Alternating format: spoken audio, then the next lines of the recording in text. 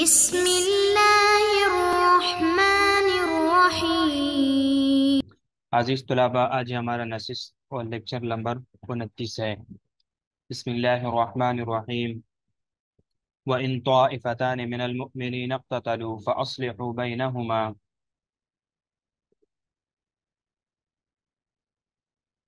فَإِن بَغَتْ إِحْدَاهُمَا عَلَى الْأُخْرَى فَقَاتِلُوا الَّتِي تَبْغِي حَتَّى تَفِيءَ إِلَى أَمْرِ اللَّهِ فَإِن فَاءَتْ فَأَصْلِحُوا بَيْنَهُمَا بِالْعَدْلِ وَأَقْسِطُوا إِنَّ اللَّهَ يُحِبُّ الْمُقْسِطِينَ إنما المؤمنون إخوة فأصلحوا بين أخويكم واتقوا الله لعلكم ترحمون۔ عزیز طلباء، سب سے پہلے ان آیات مبارکہ کا ترجمہ دیکھ لیجئے۔ وَإِن طَائِفَتَانِ، اور اگر دو فریق، طائفتان دو فریق، من المؤمنین مسلمانوں کے، اقتتلوا آپس میں لڑے، فَأَصْلِحُوا تو صلح کرا دو، بینہما دونوں کے درمیان، فَإِن بغت بس اگر بغاوت کرے، احداہما دونوں میں سے ایک، علی الاخری دوسرے پر، فقاتلوا بس لڑو تم، التی اس سے جو تبغی بغاوت کر رہا ہے، حتی تفی یہاں تک کہ لوٹے وہ الی امر اللہ اللہ رب العزت کے حکم کی طرف، فَإِن فاءت بس اگر لوٹ گیا وہ، فَأَصْلِحُوا تم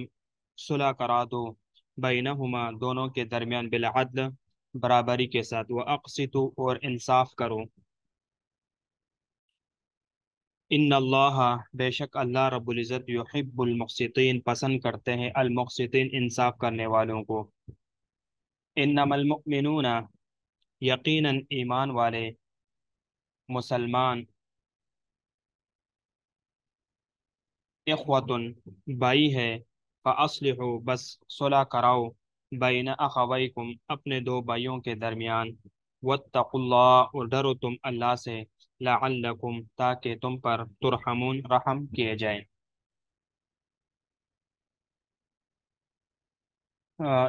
دیکھو، طائفتان، یہ طائفتن اس کی واحد ہے اور یہ تثنیہ ہے، تثنیہ کا صیغہ ہے، طائفتن اور طائفتان تثنیہ کا صیغہ ہے۔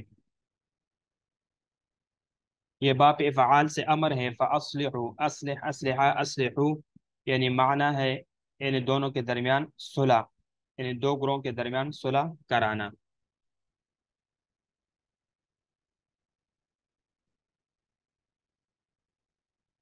بغا علیہ احداہما علی الاخری، بغا علیہ کا معنی بغاوت کرنا، مخالفت کرنا، یعنی بغیہ سمع یسمع سے، بغیہ بغیہ بغو بغت، صلح کرانا یعنی معنی ہے بغاوت کرنا اور مخالفت کرنے کے معنی میں ہے۔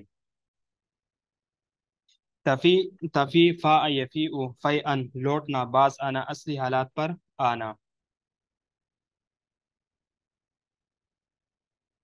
اقسطو یہ بھی باب افعال سے امر ہے، امر حاضر جمع کا صیغہ ہے، معنی ہے اقساط یعنی انصاف کرنا۔ اخوین یہ تثنیہ ہے، اخن کی تثنیہ ہے اور اس کی نون جو ہے وہ اضافت کی وجہ سے گر گئی ہے۔ اضافت جب اضافت ہوئی آگے کم ضمیر کی طرف تو نون جو تثنیہ تھا وہ یہاں سے گر گیا۔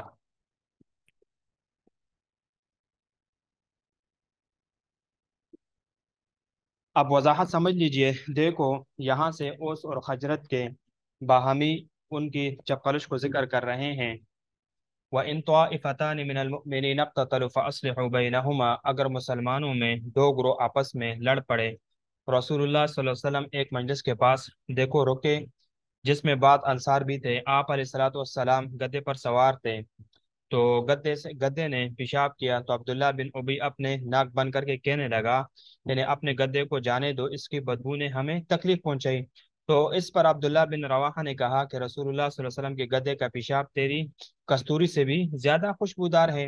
رسول اللہ صلی اللہ علیہ وسلم تشریف لے گئے اور ان کے درمیان بات لمبی ہو گئی، یہاں تک ایک دوسرے کو سخت سست اور باتیں کرنے اور باتیں برتنے لگے، اور باتیں جو نا بہت لمبی، یہ ایک حد تک پہنچ گئی۔ دونوں کے حمایتی آئے اور وہ اوس اور خجرت تھے، ان کے باہمی یعنی لاٹھی وغیرہ سے لدے ہوئے تھے۔ ایک قول یہ ہے کہ مکوں اور گھنسوں وغیرہ، جوتوں اور کھجور کی چھڑیوں سے وغیرہ یہ لدے ہوئے تھے، رسول اللہ صلی اللہ علیہ وسلم ان کی طرف دوبارہ لوٹے اور ان کے مابین صلح کرے، اور یہ آیات اتری۔ اب دیکھو، وَإِن طَائِفَتَانِ مِنَ الْمُؤْمِنِينَ اقْتَتَلُوا، اقتتلوا، یہاں پر اقتتلوا کو معنی کو لحاظ کر کے جمع لائے، کیونکہ طائفتان قوم اور ناس کے معنی میں ہے، اور فَأَصْلِحُوا بَيْنَهُمَا میں بھی ضمیر تثنیہ لفظ کے لحاظ سے لائی گئی ہے۔ اب دیکھو، فَإِن بَغَتْ إِحْدَاهُمَا عَلَى الْأُخْرَى، پھر اگر ان میں سے ایک گروہ اگر دوسرے پر زیادتی کرے، البغی ظلم اور زیادتی اور صلح سے انکار کو کہتے ہیں، فَقَاتِلُوا الَّتِي تَبْغِي حَتَّى تَفِيءَ، تو اس گروہ سے لڑو جو زیادتی کرتا ہے یہاں تک کہ وہ خدا تعالیٰ کے حکم کی طرف رجوع یعنی رجوع کر سکے اور اللہ تعالیٰ کے حکم کی طرف آ جائے۔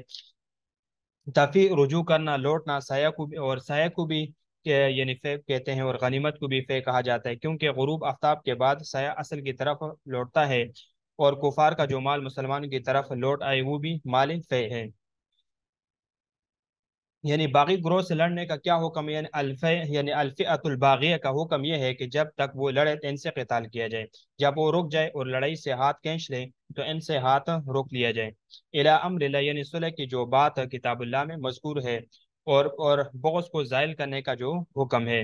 فَإِن فَاءَتْ، دیکھو، فَإِن فَاءَتْ فَأَصْلِحُوا بَيْنَهُمَا، فَإِن فَاءَتْ پھر اگر رجوع ہو جائے یعنی بغاوت سے امر اللہ کی طرف، فَأَصْلِحُوا بَيْنَهُمَا بِالْعَدْلِ وَأَقْسِطُوا، تو ان کے مابین اصلاح کرو اور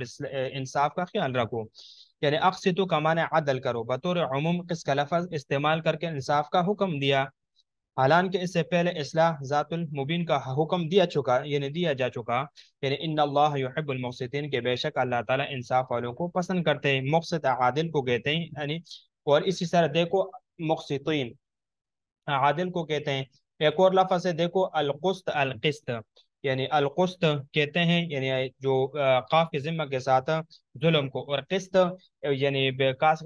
قاف کے کسرے کے ساتھ عدل کو کہتے ہیں۔ اقسط یہ اس میں تفضیل ہے، اس کے حمزہ سب کے لیے ہے، یعنی ازال القسط، یعنی اس نے ظلم کو زائل کیا، اور انصاف ازال ظلم ہی کو کہتے ہیں۔ اب آگے، انما المؤمنون اخوہ فاصلحوا بین اخویکم واتقوا اللہ لعلکم ترحمون، مسلمانوں میں باہمی مخاصمت کی تاکید۔ انما المؤمنون اخوۃ فاصلحوا بین اخویکم، کہ مسلمان تو سب بھائی ہے، بس اپنے دو بھائیوں کے درمیان اصلاح کرو، یعنی یہ آیات اصلاح کی ذمہ داری کے مضمون کو پختہ کرنے کے لیے لائے۔ اگر ان کے مابین مخالفت پھوٹ پڑے تو درستگی کرو، اور اس آیات میں وضاحت فرمائی کہ ایمان مسلمانوں کے اندر ایک قریبی تعلق اور ان کے درمیان رہنے والی جو ہے نا مناسب، یعنی ایک اچھی بات جو ان کے مناسب ہو، وہ اللہ رب العزت نے پیدا کر دی۔ اگر بھائی فضیلت نہ دے تو اس میں کمی نہ آئے گی، پھر یہ عام میں مستمر رہے کہ جب وہ دو بھائی میں ایسی چیز پھوٹ پڑے تو سب پر لازم ہے کہ اس کو دور کرنے کے لیے اٹھے اور صلح سے اس کو ختم کرے۔ پھر دینی بھائی تو اس کے زیادہ حقدار ہے کہ ان کے درمیان اگر کوئی ایسی بات آ جائے تو ان کے درمیان صلح کیے جائے، اور یہ اس کے زیادہ حقدار کے بنسبت اس کے کہ کافروں کے درمیان بھی صلح کرنے کا حکم ہے۔ لیکن اگر مسلمانوں میں بھی یہ بات پھوٹ پڑے اور ان کے آپس میں ناراضگی ہو جائے تو وہ تو آپس میں بھائی ہے، تو اس کو پھر دور کرنے کی کوشش کرنی چاہیے۔ وَلَعَلَّكُمْ وَاتَّقُوا اللَّهَ لَعَلَّكُمْ تُرْحَمُونَ، اور اللہ تعالیٰ سے ڈرتے رہا کرو تاکہ تم پر رحمت کیا جائے، یعنی رحم کیا جائے، یعنی اللہ تعالیٰ کا تقوی اختیار کرو، تقوی تمہیں الفت اور میل میلاپ پر آمادہ کرے گا، تمہارے ایسا کرنے سے اللہ تعالیٰ کی مطلوبہ رحمت تمہیں حاصل ہو جائے گی۔ دیکھو، یہاں پر یہ مسئلہ ہے کہ یہ آیات دلالت کر رہی ہے کہ بغاوت ایمان کو ظاہر نہیں کرتی۔ یہ ایک مسئلہ جو ایسے ظاہر ہو سکتا ہے کہ بغاوت کسی یعنی گروہ کا جو ہے نا بغاوت کر لینا، اٹھ جانا بغاوت کے، تو ایمان کو ظاہر نہیں کرتی، کیونکہ بغاوت کے باوجود اللہ تعالیٰ نے ان کو مومنین قرار دیا ہے۔